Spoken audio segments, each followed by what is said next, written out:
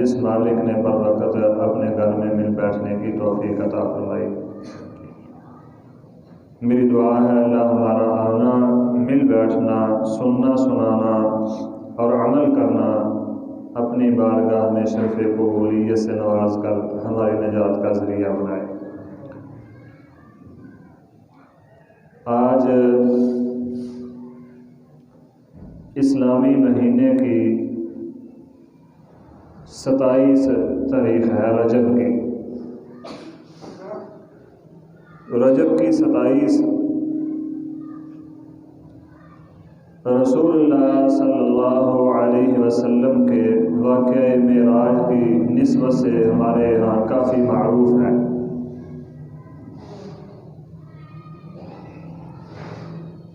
अल्लाह के नबी अलैहिस्सलातु वस्सलाम ने जब से इलाए कलिमतुल्लाह के बुलंद करने के लिए कोशिशें शुरू की, जिस दिन से अल्लाह रब्बुल इज़्ज़त ने मनसब नबूवत पर फायज फरमाया, उसी दिन से आप सल्लल्लाहु अलैहि वसल्लम पर मसाइब और मुश्किलात के पहाड़ टूटना शुरू हो गए। जो कल तक अपने थे, आज वो बेगानों से भी बुरे बन गए। उन मसाइब और मुश्किलात में से मक्की ज़िंदगी के मसाइब और मुश्किलात में से सबसे बड़ा सदमा इमाम कायनात मुहम्मदुर रसूलुल्लाह सल्लल्लाहु अलैहि वसल्लम को तब पहुंचा जब आपके चचा, इंतहाई मुशफिक चचा, इस दुनिया से रुखसत हो गए। फिर आपकी ज़ौजा मोहतरमा उम्मुल मोमिनीन सैयदा खदीजा रज़ियल्लाहु अन्हा, उनकी वफ़ात हुई। तो ये भी नबी अलैहिस्सलातु वस्सलाम के लिए बहुत बड़ी आजमाइश थी। इन वाक़यात के बाद जब आप अहले मक्का से किसी खैर की उम्मीद ना रखने लगे, जब हालात इस तरह के बन गए कि अहले मक्का से किसी किस्म की कोई खैर की उम्मीद नज़र नहीं आती थी, तो आप ताइफ में चले गए। वहाँ जाकर इस्लाम की दावत दी, इस्लाम की तबलीग की, तो अहले ताइफ उन्होंने ऐसा बुरा सलूक किया कि ऐसा बुरा सलूक अहले मक्का ने नहीं किया था। ये भी आपके लिए बहुत बड़ा सदमा था।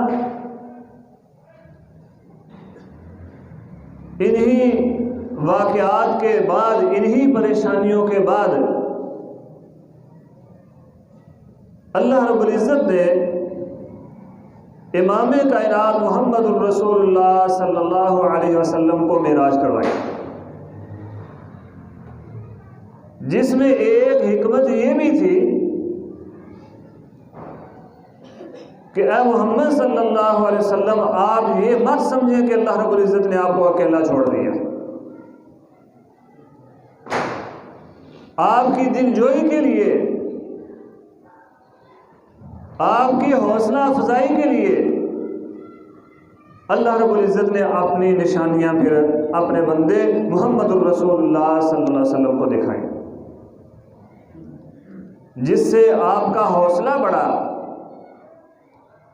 आपकी हिम्मत बढ़ी। अगरचे सदमात से निकलना इंसान के लिए बहुत मुश्किल है, लेकिन उन सदमात से जो आपको पहुंचे, निपटने के लिए ये वाक़या बहुत मुअस्सर था।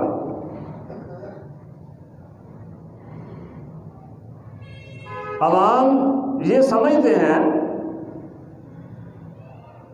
कि वाक़या मेराज 27 रजब को हुआ है, हालांकि हकीकत इसके बिल्कुल बरअक्स है। पहली बात, इस्लाम में तारीख के साथ इस्लाम का कोई ताल्लुक नहीं है। किस तारीख को क्या हुआ, किसको क्या हुआ, ये इस्लाम में इसकी कोई अहमियत नहीं। कायनात में सबसे अजीम नेमत अल्लाह रब्बुल इज़्ज़त की मोहम्मद रसूलुल्लाह सल्लल्लाहु अलैहि वसल्लम है, लेकिन आपकी पैदाइश किसी को याद सही मानों में नहीं है। क्यों कि मुस्तकबिल में आपकी पैदाइश के साथ दीन इस्लाम का कोई ताल्लुक नहीं था, बल्कि आपके मनसब के साथ, आपकी तबलीग के साथ इंसानों को गरज थी। इसलिए आपकी तारीख पैदाइश किसी को याद ही नहीं रही, ना रखी गई, ना किसी को पता था कि मुस्तकबिल में ये पैदा होने वाला बच्चा इतना अजीम इंसान बन जाएगा। कायनात में सबसे बड़ा और सबसे अजीम सानिहा मोहम्मद रसूलुल्लाह सल्लल्लाहु अलैहि वसल्लम की वफात है। पूरी इंसानियत ही नहीं बल्कि रूए ज़मीन के लिए इतना बड़ा सानिहा कोई नहीं होगा। मुर्रिखीन लिखते हैं, जब आपकी वफात की खबर सहाबा में फैली तो चंद लम्हों के लिए तो ऐसे हुआ जैसे वक़्त ही रुक गया हो। इतना बड़ा सदमा पहुंचा सहाबा इकराम रिज़वानुल्लाहि अलैहिम अजमईन को। बड़े बड़े सेहतमंद और बहादुर जवान सहाबा, वो भी चंद लम्हों के लिए अपने हवास खो बैठे। जब कभी नबी सल्लल्लाहु अलैहि वसल्लम की वफात का तज़किरा करेंगे, फिर इंशाअल्लाह इस पर तफसील से बात करेंगे। तो तारीखें मनाना या इस तरह की बातें ये इस्लाम में नहीं है, बल्कि इस्लामी तारीख का आगाज़ ही नबी सल्लल्लाहु अलैहि वसल्लम की वफ़ात, फिर खलीफा अव्वल अबू बकर रज़ियल्लाहु अन्हु की वफ़ात, उनके बाद खलीफा दोम सैयदना उमर के दौर में शुरू हुई है। तो 27 रजब को नबी सल्लल्लाहु अलैहि वसल्लम को मिराज नहीं करवाई गई। मुख्तलिफ अक़वाल हैं जिनमें मूसा बिन उक़बा रहमहुल्लाह ने जो अपनी किताब में लिखा है सैयदना उरवा से, वो ज़्यादा मोतबर समझा जाता है, क्योंकि मूसा बिन उक़बा की इस किताब के मुताल्लिक सलफ़ सालिहीन में से मुतअद्दिद ने लिखा है कि सही तरीन सीरत की किताब है मूसा बिन उक़बा की, और उसमें लिखा है कि नबी सल्लल्लाहु अलैहि वसल्लम को मिराज आपके हिजरत से 1 साल पहले रबीउल अव्वल के महीने में करवाया गया। अब रबीउल अव्वल की तारीख वहां भी मुतय्यन नहीं है कि किस तारीख को करवाए गए। सीधी सी बात है, इस्लाम में तारीखों का कोई तसव्वुर नहीं है। मोहतरम बुजुर्गों और साथियों, ये वाक़या हमारे लिए बहुत सारे सबक रखता है। ना कि खुशियां मनाना, मिठाइयां तकसीम करना, रातों को जागना। अक्सर लोग मेराज की रात 27 रजब की रात को क़याम करते हैं, सुबह को रोज़ा रख लेते हैं। ये बात भी याद रखें, इस्लाम में कोई ऐसी रात नहीं जिसको मुतय्यन किया हो कि बस इस रात को इबादत करो। आप तो हर रात अल्लाह की इबादत किया करते थे, यहाँ तक कि अल्लाह रब्बुल इज़्ज़त को ये कहना पड़ा कुमिल लैला इल्ला कलीला, ऐ नबी इबादत करें लेकिन थोड़ी किया करें। हर रात इतने लंबे क़याम करते। उम्मुल मोमिनीन फरमाती हैं कि आप सल्लल्लाहु अलैहि वसल्लम के कदम मुबारक में वरम बन जाते थे। हमने रजब की रात, 27 रजब की रात शब मेराज, इसी तरह शब बरात और 27वीं को मुतय्यन कर लिया, बस इन 2-3 रातों में इबादत करो, बाकी सारा साल वैसे का वैसे गुजार दो। जिस नबी की ज़िंदगी हमारे लिए उसवा हसना है, उनकी ये सूरत हाल थी कि इतना लंबा हर रात क़याम करते कि अल्लाह रब्बुल इज़्ज़त को हुक्म देना पड़ा कुमिल लैला इल्ला कलीला, क़याम करे रात को लेकिन थोड़ा। सारी बिदआत खराफात अल्लाह रब्बुल इज़्ज़त माफ़ फरमाए, हमने नहीं करनी। नबी की सुन्नत हमारे लिए मशाल राह है। नबी सल्लल्लाहु अलैहि वसल्लम का नमूना हमारे लिए कामयाब ज़िंदगी का ज़ामिन है। हमारे लिए बेहतरीन ज़िंदगी गुजारने के लिए रसूलुल्लाह सल्लल्लाहु अलैहि वसल्लम की ज़िंदगी के अलावा किसी और ज़िंदगी की ज़रूरत नहीं है। बिदआत और खुराफात से बच जाए। ये वाक़या मेराज नबी सल्लल्लाहु अलैहि वसल्लम की अज़मत की दलील है, आपकी फजीलत की दलील है, और जो आपको दिखाया गया अच्छे हालात या बुरे वाक़यात, उनसे बचना और अच्छे काम करना, ये हमारे लिए सबक और दरस है। नबी सल्लल्लाहु अलैहि वसल्लम ने फरमाया, मैं अपने घर में लेटा हुआ था। बाज़ रिवायात में आता है उम्मे हानी रज़ी अल्लाह अन्हा के घर में। आपने उम्मे हानी को अपना घर इसलिए कहा कि आप उसी घर में रहा करते थे। फरमाया, रात को मैं लेटा हुआ था कि घर की छत को खोला और जिब्रील अलैहिस्सलातु वस्सलाम तशरीफ लाए। मुझे पकड़ा और बैतुल्लाह के करीब हतीम में लाकर बिठा दिया। कुछ देर मैंने वहां आराम किया। फिर दो फरिश्ते आए, उन्होंने कहा 3 में से तीसरा, यानी नबी सल्लल्लाहु अलैहि वसल्लम के 2 चचा दाएं और बाएं लेटे थे, दरमियान में रसूलुल्लाह सल्लल्लाहु अलैहि वसल्लम तशरीफ फरमा थे। मुझे वहां से उठाया, मुझे पकड़ा और आबे ज़मज़म के कुएं के पास लाकर बिठा दिया। फिर एक तश्त, एक थाल लाया गया, सोने का थाल था जिसमें हिकमत और ईमान भरा हुआ था। फरमाया, मेरे सीने को ज़ेरे नाफ बालों तक चीरा गया, मेरे दिल को निकाल कर आबे ज़मज़म से धोया गया और ईमान और हिकमत मेरे दिल में भरकर मेरे दिल को उसी जगह पर रख कर दोबारा मेरे सीने को सी दिया गया, बंद कर दिया गया। इमाम इब्न हजर अस्कलानी रहमहुल्लाह ताला फतहुल बारी में लिखते हैं कि शक्के सदर का ये वाक़या पहली मरतबा का नहीं था, बल्कि इससे पहले भी 2 मरतबा ये वाक़या रूनुमा हो चुका था। यही आपके सीना मुबारक को शक किया, चीर कर, दिल निकाल के, धोकर, ईमान और हिकमत भर के, इससे पहले भी 2 मरतबा हो चुका था। एक मरतबा जब हलीमा सादिया के हाँ आप परवरिश पा रहे थे बचपन में, तब हुआ, और दूसरी मरतबा जब रसूलुल्लाह सल्लल्लाहु अलैहि वसल्लम को मनसब खिलाफत पर बिठाया गया, तब ये वाक़या पेश आया। और तीसरी मरतबा जब ये मेराज का वाक़या हुआ, तब रसूलुल्लाह सल्लल्लाहु अलैहि वसल्लम ने फरमाया, फिर मेरे पास एक सवारी लाई गई जो इंतहाई सफ़ेद थी, गधे से बड़ी और खच्चर से छोटी थी। उसका कदम इतनी दूर जाता था जहां तक निगाह जाती है। उसका नाम बुराक था। सैयदना अनस रज़ी अल्लाह अन्हु रिवायत फरमाते हैं, रसूलुल्लाह सल्लल्लाहु अलैहि वसल्लम ने फरमाया, जब मेरे पास बुराक लाई गई, उसे नकेल डाली हुई थी और ज़ीन उसके ऊपर कसी हुई थी। जब बुराक मेरे सामने आई तो उसने शोखी दिखाने की कोशिश की, और जिब्रील अलैहिस्सलातु वस्सलाम ने फरमाया, बुराक तो मोहम्मद सल्लल्लाहु अलैहि वसल्लम को शोखी दिखा रहा है, हालांकि अल्लाह के नज़दीक इनसे ज़्यादा मुअज़्ज़ज़ और मोहतरम सवार तेरे लिए कोई और नहीं है। इमाम कायनात मुहम्मदुर रसूलुल्लाह सल्लल्लाहु अलैहि वसल्लम ने फरमाया, जब बुराक ने ये बात सुनी तो उसके पसीने छोड़ गए। फिर मैं उसके ऊपर बैठा, बैतुल मुक़द्दस में गया, वहां अपनी सवारी को उस जगह बांधा जहां दूसरे अंबिया अपनी सवारियों को बांधा करते थे। वाक़यात लंबे हैं, बड़ी बड़ी तफसील के साथ मुख्तसर में अर्ज़ कर रहा हूं। मैंने 2 नफल अदा किए और बैतुल मुक़द्दस में ही नबी सल्लल्लाहु अलैहि वसल्लम ने अंबिया को इमामत भी करवाई। अब ये इमामत मेराज पर जाने से पहले करवाई या बाद में, इसमें 2 कौल हैं। इमाम इब्न कसीर रहमहुल्लाह ताला अपनी किताब अल बदाया व नहाया में लिखते हैं और तफसीर में भी लिखते हैं कि अंबिया की इमामत का वाक़या मेराज से वापसी पर करवाया है। आप जब मेराज से वापस आए तो अंबिया भी साथ आए, तो फिर बैतुल मुक़द्दस में नबी सल्लल्लाहु अलैहि वसल्लम ने अंबिया को इमामत करवाई। अंबिया कैसे वापस आए, ये अल्लाह रब्बुल इज़्ज़त की ज़ात जानते हैं। उस मालिक के लिए कोई भी काम मुश्किल नहीं है।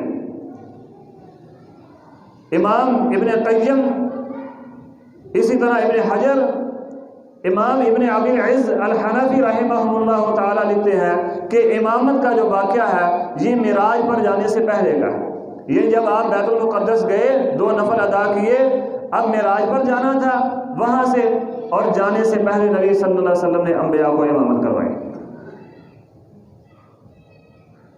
पहले करवाई हो या बाद में करवाई हो, ये रसूलुल्लाह सल्लल्लाहु अलैहि वसल्लम की अज़मत की दलील है। अल्लाह रब्बुल इज़्ज़त ने आलम अरवा में वादा लिया था अंबिया से कि मेरा नबी आए, आखिरी नबी, उसकी इक्तिदा करनी है, उसकी बात माननी है, उसके साथ मिलकर इस्लाम की दावत को फैलाना है। अंबिया ने वादा किया था हम ऐसा ही करेंगे। आज मिराज के मौका पर अल्लाह रब्बुल इज़्ज़त ने वो वादा पूरा कर दिखाया। तमाम अंबिया रसूलुल्लाह सल्लल्लाहु अलैहि वसल्लम के पीछे सफ़े बांधकर खड़े हैं और इमामुल अंबिया मसल्ला इमामत पर खड़े होकर अंबिया को नमाज पढ़ा रहे हैं। फिर आप पहले आसमान की तरफ गए, आप सल्लल्लाहु अलैहि वसल्लम को यही बैतुल मुक़द्दस में आपकी पहले मेज़बानी की गई। आपको दो बर्तन पेश किए गए, एक में शराब और एक में दूध था। आप सल्लल्लाहु अलैहि वसल्लम ने दूध का इंतखाब किया। जिब्रील अलैहिस्सलातु वस्सलाम ने फरमाया आपने दूध का इंतखाब किया है तो आपकी उम्मत हमेशा फितरत पर कायम रहेगी। यही मेज़बानी आपकी सिदरतुल मुंतहा पर भी की गई। वहाँ पर 3 बर्तन पेश किए गए, एक में दूध, एक में शहद और एक में शराब थी। आपने वहाँ भी दूध का इंतखाब किया और जिब्रील अलैहिस्सलातु वस्सलाम ने फरमाया अल्लाह के नबी आपने दूध का इंतखाब किया है, आपकी उम्मत फितरत पर कायम रहेगी। अगर आप शराब का इंतखाब करते तो आपकी सारी उम्मत गुमराह हो जाती। मालूम हुआ दूध फितरत है। जब बच्चा पैदा होता है तब ही से उसको दूध की ज़रूरत पड़ जाती है, और शराब का इस्लाम में कोई तसव्वुर नहीं है।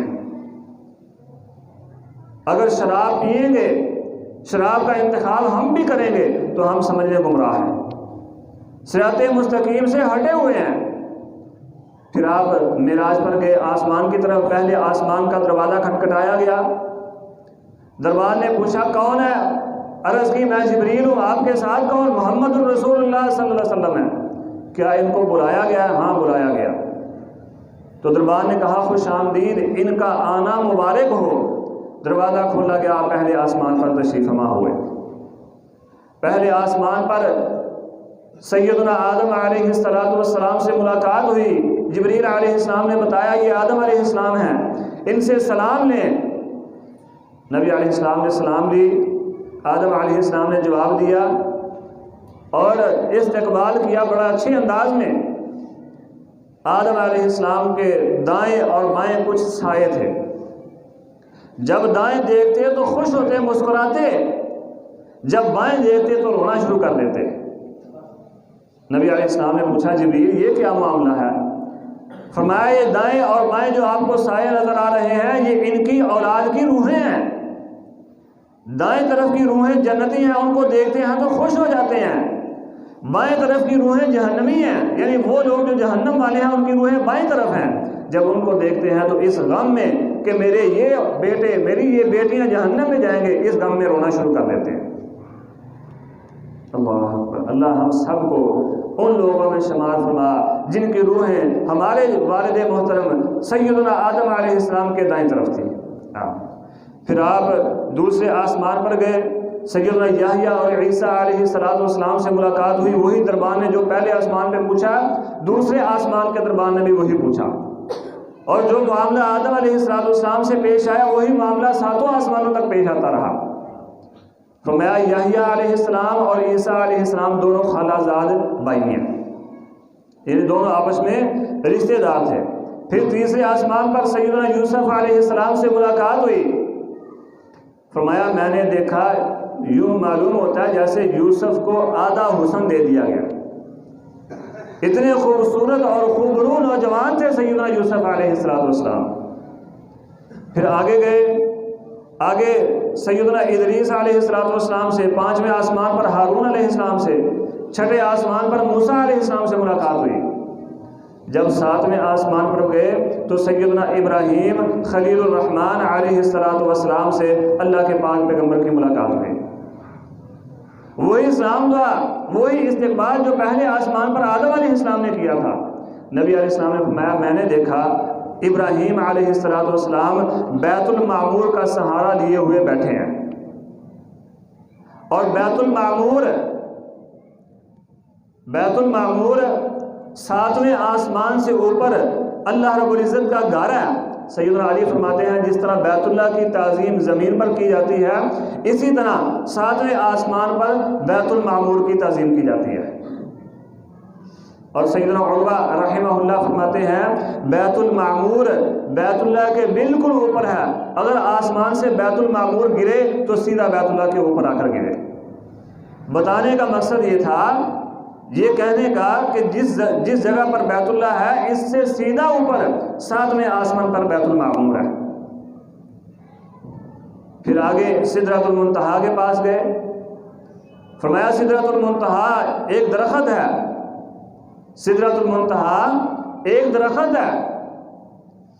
अल्लाह अकबर कबीरा। फरमाया, यूं मालूम होता है इसके पत्ते इतने बड़े थे जैसे हाथी के कान होते हैं, और इसके फल, सिदरतुल मुंतहा जो दरख्त है उसका फल हिजर के मटकों की तरह है, यानी इतना बड़ा उसका फल था। और एक रिवायत में आता है, इमाम कायनात मुहम्मदुर रसूलुल्लाह सल्लल्लाहु अलैहि वसल्लम ने फरमाया, सिदरतुल मुंतहा वो जगह है, अगर ज़मीन से कोई चीज़ ऊपर जाती है तो सिदरतुल मुंतहा तक जाती है। अगर आज सिदरतुल मुंतहा से आगे कोई चीज़ आती है, यानी फरिश्तों ने अल्लाह रब्बुल इज़्ज़त का कोई हुक्म वसूल करना होता है, तो वो भी सिदरतुल मुंतहा तक ही रहते हैं। ज़मीन से ऊपर जाने के लिए, ऊपर से नीचे आने के लिए सिदरतुल मुंतहा आखिरी मुकाम है। और ये बात याद रखें, इमाम कायनात मुहम्मदुर रसूलुल्लाह सल्लल्लाहु अलैहि वसल्लम भी सिदरतुल मुंतहा से आगे नहीं गए। किसी एक रिवायत से भी ये बात साबित नहीं कि नबी सल्लल्लाहु अलैहि वसल्लम सिदरतुल मुंतहा से आगे गए हों। अवाम में बहुत सारी बातें मारूफ हैं, लेकिन साबित कोई भी बात नहीं है। नबी अलैहिस्सलातु वस्सलाम ने फरमाया, मुझे जन्नत दिखाई गई, मोतियों के बड़े बेहतरीन मोतियों के कुब्बे, और उसकी मट्टी, जन्नत की मट्टी कस्तूरी की है। इतनी खूबसूरत और खूबरू वो जगह है। मुतअद्दिद रिवायात में नबी सल्लल्लाहु अलैहि वसल्लम ने सही अहादीस में जन्नत का नज़ारा, जन्नत का मंजर हमारे सामने पेश किया है। वक्त इजाज़त नहीं देता, इसलिए बात इख्तिसार से करता हूँ। फिर इमाम कायनात मुहम्मदुर रसूलुल्लाह सल्लल्लाहु अलैहि वसल्लम ने फरमाया, मुझे ऐसे लोग दिखाए गए जिनके नाखून तांबे के थे, वो अपने नाखूनों के साथ अपने चेहरों को छीन रहे थे।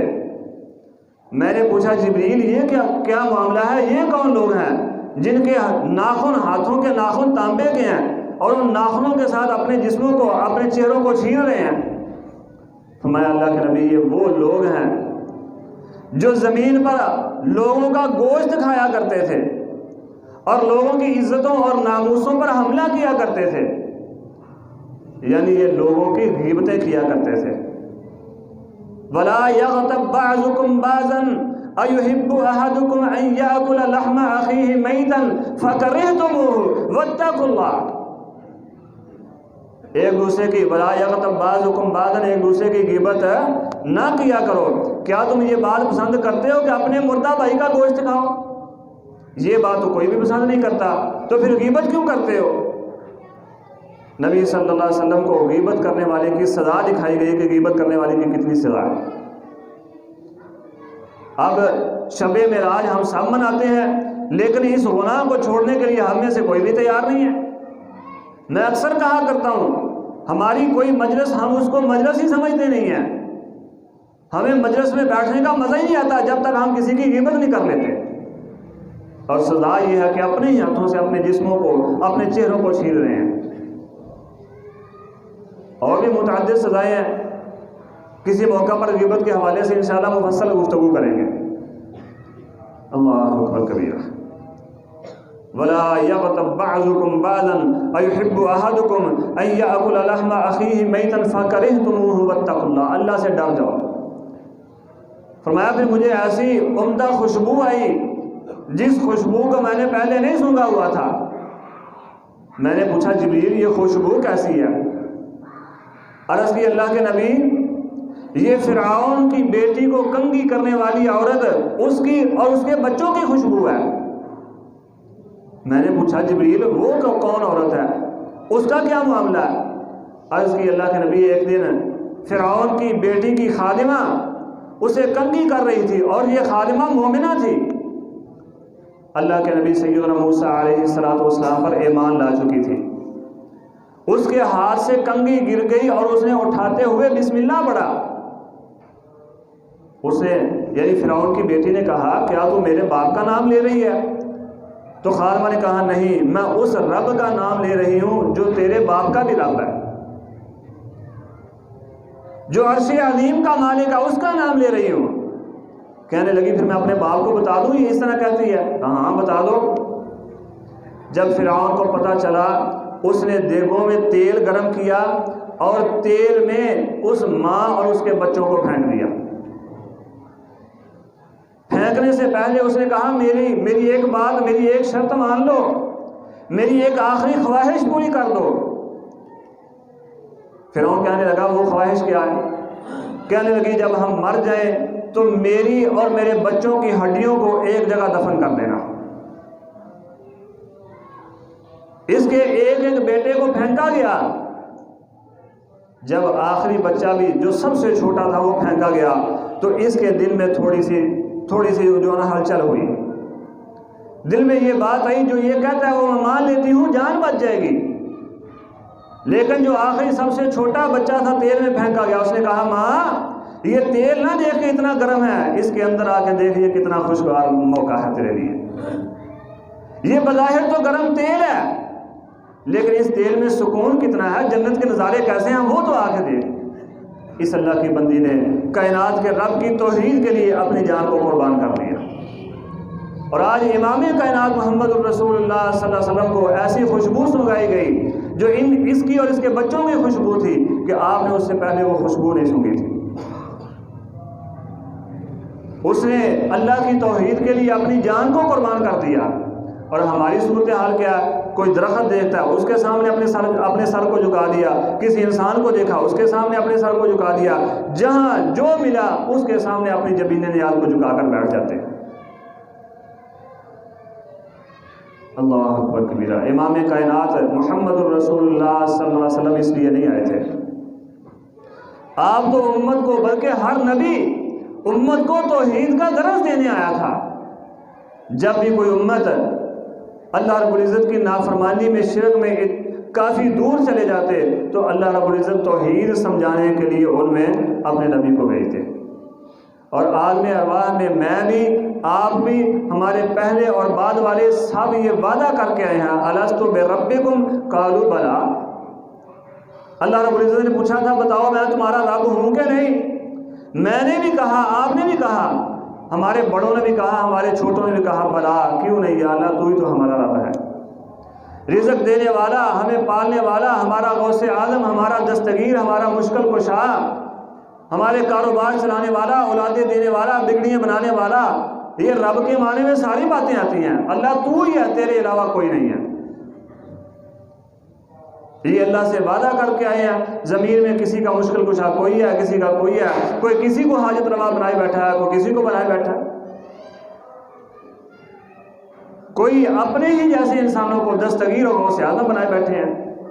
अल्लाह मैं नहीं कहता, अल्लाह रब्बुल इज़्ज़त है। मैं कहूँगा कि जी देखो औलिया के तौहीद करते हैं। अल्लाह रब्बुल इज़्ज़त ने सूरतुल आराफ 9 सपारे सूरतुल आराफ के आखिर में फरमाया इबादुन अमसालुकुम, तुम्हारे जैसे बंदे हैं। अल्लाह अकबर कबीरा। मा कदरुल्लाह हक़्क़ क़द्रिही, जैसे कोई अफसोस से नहीं कहता मा कदरुल्लाह हक़्क़ क़द्रिही, और जैसी अल्लाह की कदर करनी चाहिए थी इन्होंने कदर की ही नहीं है वैसे। क्यों? यही बात है, अल्लाह के अलावा अपने हाजत रवा, अपने मुश्किल कुशा, अपनी बिगड़ियां बनाने वाले और बनाकर बैठ गए हम। मेराज का तोहफा नबी सल्लल्लाहु अलैहि वसल्लम को जो दिया गया नमाज का, मेराज की रात सारे ही मनाते हैं लेकिन तोहफा किसी को भी कबूल नहीं है। अब मेराज की रात मनाने वालों को पूछ लो कि फजर की नमाज किस किस ने पढ़ी है, नतीजा आपके सामने आ जाएगा। फिर सैयदना इब्राहीम खलीलुर रहमान अलैहिस्सलाम से आखिरी बात मुलाकात हुई। फरमाया अल्लाह के नबी इब्राहीम अलैहिस्सलाम ने फरमाया, ऐ मेरे बेटे मोहम्मद सल्लल्लाहु अलैहि वसल्लम, अपनी उम्मत को जाकर मेरा सलाम कहना और मेरा पैगाम उनको देना कि जन्नत की मिट्टी बड़ी खूबसूरत मिट्टी है और पानी भी बड़ा मीठा है। लेकिन एक बात ये भी याद रखो कि जन्नत की ज़मीन बिल्कुल हमवार ज़मीन है, उसके ऊपर कुछ भी नहीं है, शजरकारी ज़मीन से करके आना है। अब वो शजरकारी कैसे करनी है? फरमाया ये भी आके बता देना, सुब्हानल्लाहि वल्हम्दुलिल्लाहि वला इलाहा इल्लल्लाह वल्लाहु अकबर पढ़ोगे तो जन्नत में एक दरख्त लग जाएगा। कोई मुश्किल काम नहीं है, चलते फिरते उठते बैठते आप ये कलमा पढ़ सकते हैं। सैयदना अबू हुरैरा रज़ियल्लाहु अन्हु फरमाते हैं, मैं एक दिन पौधे लगा रहा था, शजरकारी कर रहा था। इमामुल अंबिया मुहम्मदुर रसूलुल्लाह सल्लल्लाहु अलैहि वसल्लम का गुज़र हुआ। फरमाया अबू हुरैरा तुझे इससे बेहतर शजरकारी ना बताऊं? अर्ज़ कीजिए अल्लाह के नबी ज़रूर बताएं। फरमाया अबू हुरैरा फिर सुब्हानल्लाहि वल्हम्दुलिल्लाहि वला इलाहा इल्लल्लाह वल्लाहु अकबर पढ़ा करो, हर कलमे के बदले जन्नत में तेरे लिए एक दरख्त लगा दिया जाएगा। अल्लाह मुझे और आपको अमल की तौफीक अता फरमाए। सुब्हान रब्बिका रब्बिल इज़्ज़ति अम्मा यसिफून व सलामुन अलल मुरसलीन वल्हम्दुलिल्लाहि रब्बिल आलमीन।